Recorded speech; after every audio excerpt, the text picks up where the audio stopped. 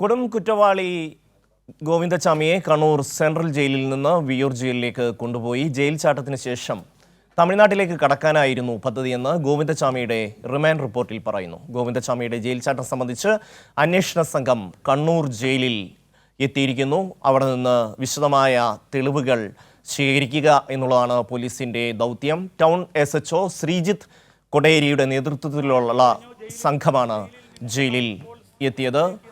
കഴിഞ്ഞ ദിവസം വെളുപ്പിനാണ് ഈ ജയിൽ ചാട്ടമുണ്ടായത്. ഇപ്പോൾ സന്തോഷ് ചേരുകയാണ്. സന്തോഷ്, പോലീസ് വിശദമായി തന്നെ അന്വേഷിക്കുന്നുണ്ട് ഇയാൾ എങ്ങനെ ജയിലിന് പുറത്തെത്തി എന്നുള്ളത്. ഇപ്പോൾ തെളിവുകൾ ശേഖരിക്കുകയാണ്. എന്തൊക്കെയാണ് വിവരങ്ങൾ? ഷമ്മി, ഈ ജയിൽ ചാട്ടം അന്വേഷിക്കുന്ന കണ്ണൂർ ടൗൺ SHO ശ്രീജിത്ത് കൊടേരിയുടെ നേതൃത്വത്തിലുള്ള അന്വേഷണ സംഘമാണ് കണ്ണൂർ സെൻട്രൽ ജയിലിൽ എത്തിയത്. കണ്ണൂർ സെൻട്രൽ ജയിലിലെത്തി കൂടുതൽ തെളിവുകൾ ശേഖരിക്കുന്നതിനും ഒപ്പം തന്നെ മഹസർ തയ്യാറാക്കുന്നതിനുമായാണ് ഈ അന്വേഷണ സംഘം ഇവിടെ എത്തിച്ചേർന്നിട്ടുള്ളത്. ഇന്നലെ ഈ ഗോവിന്ദച്ചാമിയുമായി അന്വേഷണ സംഘം ജയിലിലെത്തി തെളിവെടുപ്പ് നടത്തിയിരുന്നു. എങ്ങനെയാണ് ജയിലിൽ നിന്ന് രക്ഷപ്പെട്ടത്, സെല്ല് നിന്നും രക്ഷപ്പെട്ട് ഈ മതിൽ ചാടി കടന്നത് ഉൾപ്പെടെയുള്ള കാര്യങ്ങൾ ഗോവിന്ദച്ചാമി ഇന്നലെ അന്വേഷണ സംഘത്തോട് വിശദീകരിക്കുകയും അത് കാണിച്ചു കൊടുക്കുകയും ചെയ്തിരുന്നു. ഇതുമായി ബന്ധപ്പെട്ട കൂടുതൽ തെളിവുകൾ പോലീസിന് ശേഖരിക്കേണ്ടതുണ്ട്. അതിന്റെ ഭാഗമായാണ് അന്വേഷണ സംഘം ജയിലിൽ എത്തിയത്. അതേസമയം തന്നെ ഈ തടവുകാരുടെ മൊഴി കൂടി രേഖപ്പെടുത്തേണ്ടതുണ്ട്. ഇന്ന് അത് ഉണ്ടാകുമോ എന്നുള്ള കാര്യത്തിൽ വ്യക്തതയില്ല. റിമാൻഡ് റിപ്പോർട്ടിൽ ഉൾപ്പെടെ പറയുന്നത് തടവുകാരിൽ ഒരാൾക്ക് ഈ ഗോവിന്ദച്ചാമിയുടെ ജയിൽ ചാട്ടത്തെ കുറിച്ച് അറിയാമായിരുന്നു എന്നുള്ള കാര്യം ഉൾപ്പെടെ പറയുന്നുണ്ട്. അതുകൊണ്ട് അത്തരത്തിൽ കൂടുതൽ മൊഴികൾ അന്വേഷണ സംഘത്തിന് രേഖപ്പെടുത്തേണ്ടതായും വരും. ഈ ജയിൽ ചാട്ടം ഈ മറ്റാരുടെയെങ്കിലും സഹായം ഉണ്ടായിട്ടുണ്ടോ എന്നുള്ള കാര്യങ്ങൾ ഉൾപ്പെടെ പോലീസ് അന്വേഷിക്കുന്നുണ്ട്. പക്ഷെ ഈ ഗോവിന്ദച്ചാമി നൽകിയ മൊഴിയിൽ ഒറ്റക്കാണ് എല്ലാ തരത്തിലുള്ള ഈ കൃത്യം നടത്തിയത്, ഒറ്റക്കാണ്, അകത്തു നിന്നോ പുറത്തു നിന്നോ സഹായം ലഭിച്ചിട്ടില്ല എന്നുള്ളതാണ് പറഞ്ഞിട്ടുള്ളത്. എങ്കിൽ കൂടിയും അത് വിശദമായി തന്നെ അന്വേഷണ സംഘം പരിശോധിച്ചു വരികയാണ്. അതിന്റെ ഭാഗമായി കൂടിയാണ് അന്വേഷണ സംഘം ജയിലിൽ എത്തിയിട്ടുള്ളത്. അതേസമയം തന്നെ ഗോവിന്ദച്ചാമിയെ ഇന്ന് രാവിലെ 7:20 കണ്ണൂർ സെൻട്രൽ ജയിലിൽ നിന്നും അതീവ സുരക്ഷാ സംവിധാനങ്ങളോടുകൂടി വിയ്യൂർ ജയിലിലേക്ക് കൊണ്ടുപോയിട്ടുണ്ട്. ഷമി,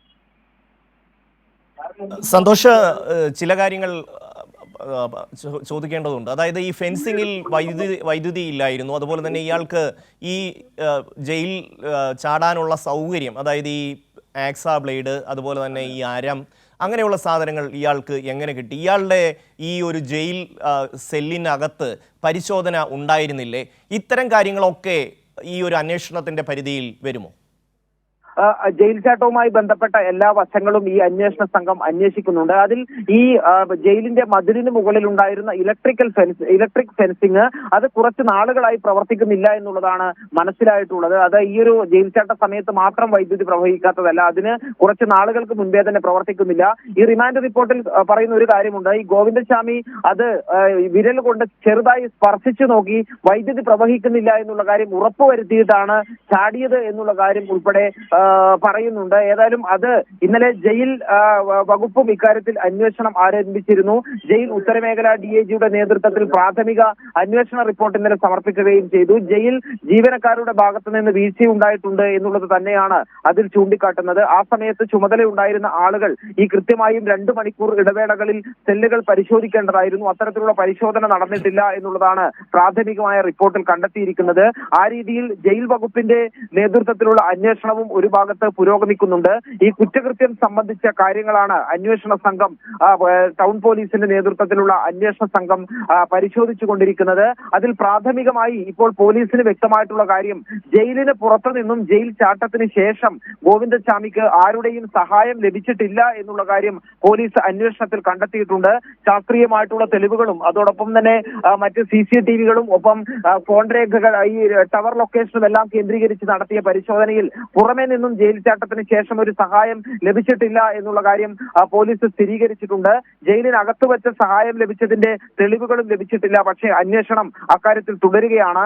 ഈ ജയിലിന്റെ മുറിക്കാനായി ഉപയോഗിച്ചിട്ടുള്ള ബ്ലേഡ്, അത് അവിടെ ഈ ജയിലിൽ നിന്ന് തന്നെ തരപ്പെടുത്തിയ അരം ഉപയോഗിച്ച് ഈ ഒരു ബ്ലേഡ് ഉണ്ടാക്കുകയായിരുന്നു എന്നുള്ളതാണ് ഗോവിന്ദസ്വാമി മൊഴി നൽകിയിട്ടുള്ളത്.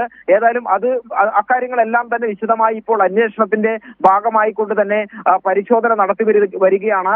അക്കാര്യത്തിൽ കൂടുതൽ തെളിവുകൾ കൂടി ശേഖരിക്കുന്നതിനായാണ് അന്വേഷണ സംഘം കണ്ണൂർ ജയിലിലേക്ക് വീണ്ടും എത്തിയിരിക്കുന്നത്. ഷമി, സന്തോഷാണ് വിശദമായ വിവരങ്ങൾ നൽകിയത്.